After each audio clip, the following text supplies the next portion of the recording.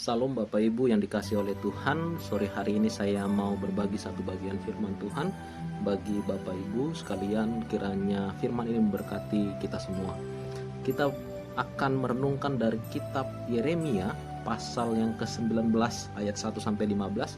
Tapi kita tidak baca sampai ayat yang ke-15, tetapi baca ayat yang ke-15 saja.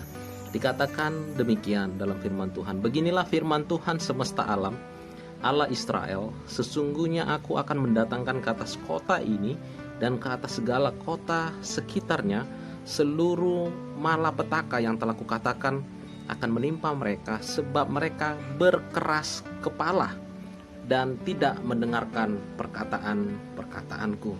Saudaraku yang dikasihi oleh Tuhan, bangsa Israel berputar di padang belantara selama 40 tahun lamanya, ya. Bukan karena Tuhan tidak melakukan mujizat, bukan karena musuh terlalu kuat, ya, tetapi karena mereka keras kepala. Saya melihat bahwa seorang yang keras kepala akan mendatangkan hukuman Tuhan, ya. Pertanyaannya adalah, mengapa seseorang itu menjadi keras kepala? Bukankah kita sudah tahu bahwa Allah kita dahsyat?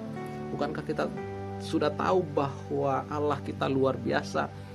Ya.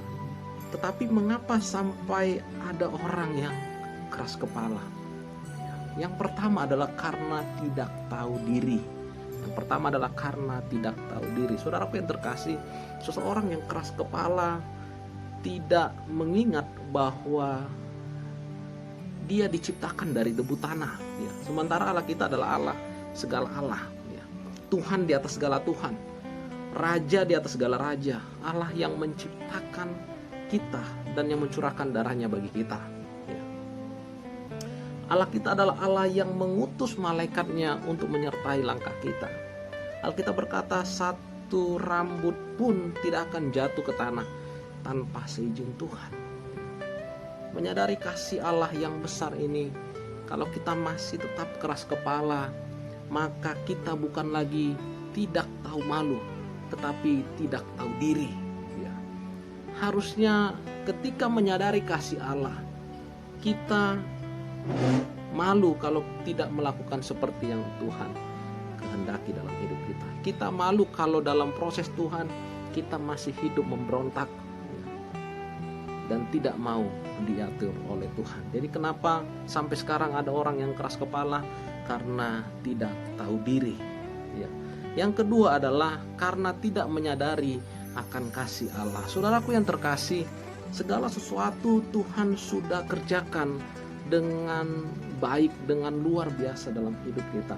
Bahkan Dia sudah menyelesaikan di atas kayu salib.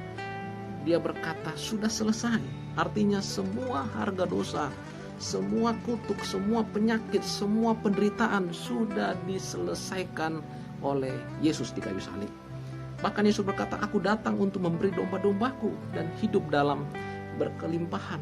Kalau kita menyadari kasih Allah yang luar biasa ini, maka tidak mungkin kita menjadi orang yang keras kepala. Justru kita akan makin mengasihi Tuhan dan makin rindu untuk menyenangkan hati Tuhan. Yang ketiga adalah karena tidak mengerti firman Tuhan. Kenapa orang masih banyak yang keras kepala? Karena tidak mengerti firman Tuhan. Berulang kali Yesus menekankan pentingnya untuk mengerti kehendak Tuhan supaya kita dapat melakukan kehendaknya. Bukan hanya sekedar membaca dan mengetahui, tetapi mengerti dan melakukannya dalam kehidupan kita hari lepas hari. Saudaraku yang dikasihi oleh Tuhan, lihat bagaimana Yesus menegur beberapa orang Saduki, ya, karena mereka tahu isi firman Tuhan tetapi tidak memahaminya. Yesus menyebut mereka dengan perkataan sesat. Kalau kita baca di Matius 22 ayat 29, firman Tuhan menyadarkan bahwa jika kita hidup mengandalkan kekuatan sendiri, kita pasti jatuh. Tetapi ketika kita merendahkan diri, disitulah Tuhan akan bekerja mengangkat kita dalam kemuliaannya. Dan biarlah tiga hal ini menjadi pedoman dalam hidup kita, dan kita menjadi pelaku firman Tuhan dan menghilangkan keras kepala dalam diri kita. Tuhan Yesus memberkati kita. Salam.